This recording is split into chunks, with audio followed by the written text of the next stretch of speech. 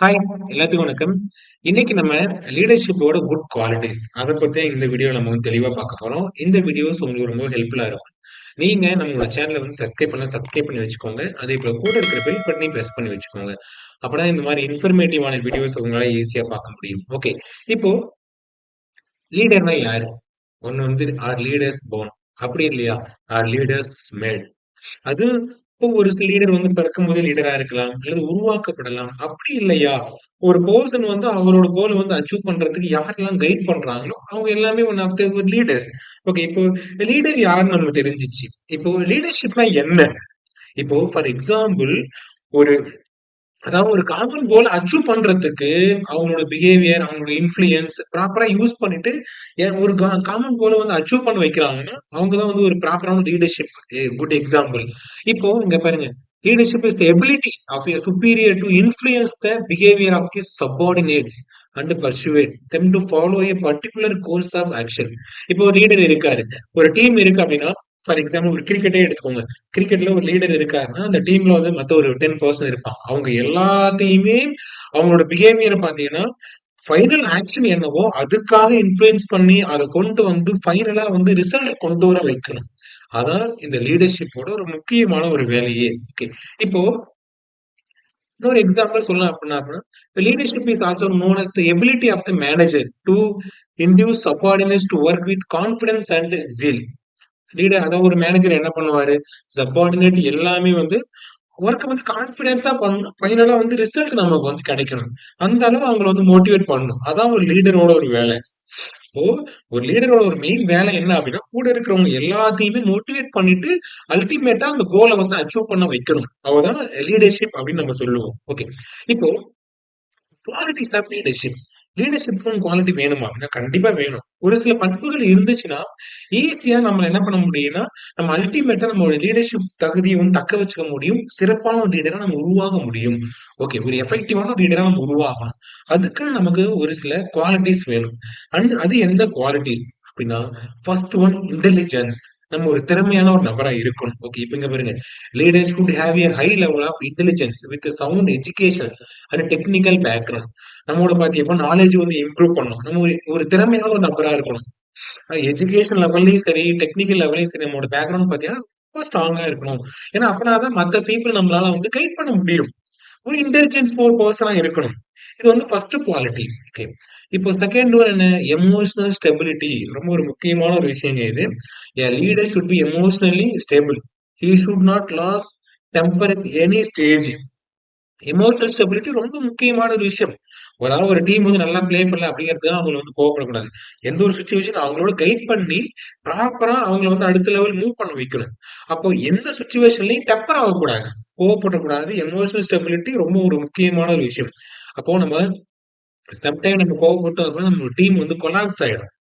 Okay, இப்போ next one பாத்தீங்க அப்படின்னா அண்டர்ஸ்டாண்டிங் ஹியூமன் பிஹேவியர்.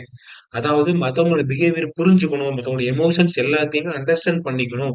அவங்களுக்கு என்ன பிரச்சனை இருக்கு எல்லாத்தையுமே, அதாவது நம்மளோட தாட்டை மட்டும் நம்ம சொல்லக்கூடாது.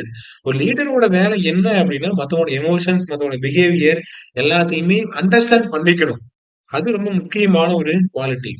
இப்போ நெக்ஸ்ட் ஒன் பாத்தீங்க அப்படின்னா understanding the views of others. எந்த ஒரு விஷயமா இருந்தாலும் எப்போதுமே மத்தவங்களோட பாயிண்ட் ஆஃப் வியூல இருந்து பார்க்கணும்.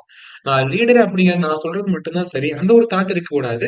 மத்தவங்களோட பாயிண்ட் ஆஃப் வியூல இருந்து பார்க்கும்போது அவங்க பண்ணது சரியா தப்பா அப்படிங்கறத நம்மளால வந்து ஈஸியா டிசைட் பண்ண முடியும்.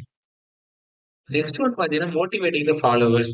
உங்களுக்கு நிறைய ஃபாலோவர்ஸ் இருப்பாங்க, அவங்களை வந்து மோட்டிவேட் பண்ணணும். மோட்டிவேட் பண்ணி அவங்க அவங்களோட வேலையை அவங்களே வந்து இண்டிவிஜுவலா பண்ணணும். அந்த அளவுக்கு அவங்களை வந்து மோட்டிவேட் பண்ணணும். ரொம்ப ஒரு முக்கியமான ஒரு விஷயம். உங்களோட ஃபாலோவர்ஸா இருக்கக்கூடாது, அவங்களே ஒரு லீடரா கிரியேட் பண்ணணும். அந்த அளவுக்கு அவங்கள நீங்க மோட்டிவேட் பண்ணணும். Next one initiative and creative ability. எந்த ஒரு ஒரு புதுமையா பண்ணணும், புது விஷயத்த நிறைய உருவாக்கணும், நிறைய இனிஷியேட் எடுக்கணும். ஏதாவது ஃபர்ஸ்ட் பாத்தி அப்படின்னா நம்ம போயிட்டு இன்வால்வ் ஆரம்பிக்கணும். அப்பதான் நம்ம பின்னாடி இருக்கிற பீப்புள் நம்மள நோக்கி வர ஆரம்பிப்பாங்க. நம்ம நின்றுட்டே இருந்தோம் அப்படின்னா யாருமே ஸ்டார்ட் பண்ண மாட்டாங்க. அப்ப அந்த இனிஷியேட்டிவ் நம்ம எடுக்கணும். கிரியேட்டிவ் எபிலிட்டி, எதையுமே ஒரு புதுசா பண்ணக்கூடிய ஒரு மனப்பான்மை நம்ம வந்து வளர்த்துக்கணும். புதுசு புதுசா யோசிக்கணும், புதுசா திங்க் பண்ணணும், புதுசா அந்த இடத்த இம்ப்ளிமெண்ட் பண்ணணும். நெக்ஸ்ட் ஒன் பாத்தீங்கன்னா judging ability. Leader should be able to judge anything. அதாவது ஒரு விஷயம் நடக்குது அப்படின்னா, ஓ இதனாலதான் நடந்துச்சு, இப்படிதான் நடந்துச்சு அப்படிங்கறத நம்ம வந்து ஜட்ஜ் பண்ணக்கூடிய ஒரு கெப்பாசிட்டி, ஒரு டிசிஷன் எடுக்கிறதுன்னு சொல்லுவாங்க பாத்தீங்களா? அந்த ஒரு எபிலிட்டி நமக்கு இருக்கணும். நம்ம கன்ஃபியூஸ்லயே இருக்கக்கூடாது. அந்த ஒரு ஜட்ஜிங் எபிலிட்டி ரொம்ப முக்கியமான ஒரு விஷயம். நெக்ஸ்ட் ஒன் பாத்தீங்கன்னா, responsibly and decision making. Responsibility ரொம்ப ரொம்ப முக்கியமான ஒரு குவாலிட்டி. நம்ம ரெஸ்பான்சிபிலிட்டி எடுத்துக்கணும். எப்ப நம்ம ரெஸ்பான்சிபிலிட்டி எடுத்துக்க ஆரம்பிக்கிறோமோ, அப்போ ஆட்டோமேட்டிக்கா நம்ம ஒரு டீம் வந்து அல்டிமேட்டா நம்மளால வந்து டெவலப் பண்ண முடியும். அல்டிமேட் ரிசல்ட்டையும் நம்ம கொண்டு வர முடியும். ரெஸ்பான்சிபிலிட்டி இல்ல அப்படின்னா அந்த இடத்துல எந்த ஒரு ஆக்ஷன் எதுவுமே நடக்காது. நம்மளால டிசிஷன் எடுக்க முடியாது. ஓகே. இப்போ நெக்ஸ்ட் ஒன் பாத்தீங்கன்னா கைடன்ஸ். நீங்க ஒரு ப்ராப்பரான ஒரு கைடன்ஸ் பெர்சனா இருக்கணும். அதுவும் பாத்தீங்கன்னா, நீங்க சொல்ற ஒரு விஷயம் மத்தவங்களுக்கு பாசிட்டிவா இருக்கணும். ஒரு மோட்டிவேட்டடா இருக்கணும். அந்த மாதிரியா தான் நீங்க வந்து மத்த பீப்பிள வந்து கைட் பண்ணணும். நீங்க கைட் பண்றதே ராங்கா இருக்கக்கூடாது. நீங்க ஒரு கைட் பண்றீங்கன்னா, உங்கள டிபெண்ட் பண்ணி அவங்க அடுத்து ஒரு லீடரா பாத்து எப்படின்னா உருவாகணும். இங்க பாருங்க, leader should B a good guide to his subordinates. நம்ம அவங்க ஒரு ஒரு பாசிட்டிவ் பெர்சனா நம்ம அவங்கள வந்து கைட் பண்ணணும். நெக்ஸ்ட் ஒன் பாத்தீங்கன்னா, பர்சனாலிட்டி. பர்சனாலிட்டி ரொம்ப ஒரு முக்கியம். நம்மளோட ட்ரெஸ்ஸிங் சென்ஸு, நம்மளோட அட்ராக்டிவ், நம்மளோட பாடி லாங்குவேஜ் இதெல்லாம் பாத்தீங்கன்னா, நம்மளோட சப்பார்டினேட் வந்து அட்ராக்ட் பண்ணணும். பரவாயில்லையே! நம்ம ஒரு பாஸ் வந்து இந்த மாரி இருக்காரு. அவர பாரேன். அவரோட அந்த இது அப்பியரன்ஸ் எல்லாமே சூப்பரா இருக்கு. அந்த அளவு அவங்க வந்து திங்க் பண்ணணும். நெக்ஸ்ட் ஒன் பாத்தீங்கன்னா, டிக்னிஃபைடு. ஒரு கண்ணியமா நடந்துக்கணுங்க. டிக்னிஃபைட் மேனர்ன்னு சொல்லுவாங்கல்ல. எப்போதுமே பாத்தீங்கன்னா, ஒரு கண்ணியமா ஓகே. இவங்க வந்து சப்பார்டினேட். அதுக்கு தகுந்த மாரி நம்ம வந்து ரியாக்ட் பண்ண ஆரம்பிக்கணும். ஒரு கண்ணியமான மேனர் ரொம்ப ஒரு முக்கியம். நம்ம யூஸ் பண்ற வேர்டா இருந்தாலும், எதுவா இருந்தாலும் ஒரு டிக்னிஃபைடா இருக்கணும். நெக்ஸ்ட் ஒன் பாத்தீங்கன்னா, ஹானஸ்ட். ரொம்ப ஒரு முக்கியமான ஒரு குவாலிட்டிங்க இது. Leader should be honest, sincere, fair, responsible. நம்ம ஹானஸ்டா இருந்தா மட்டும்தான், நம்ம கீழ இருக்கிற சப்பார்டினேட் பாத்தீங்கன்னா, அத ஃபாலோ பண்ண ஆரம்பிப்பாங்க. அந்த ஹானஸ்ட் குவாலிட்டி நமக்கு கண்டிப்பா வேணும். ஓகே. நெக்ஸ்ட் ஒன் பாத்தீங்கன்னா, இங்க பாருங்க. The last test of a leader is he leaves behind him in other the conviction and will to carry on. Are you that? அப்போ நம்ம இந்த குவாலிட்டிஸ் எல்லாத்தையுமே நம்ம வந்து ப்ராப்பரா வந்து ஃபாலோ பண்ண ஆரம்பிக்கணும்.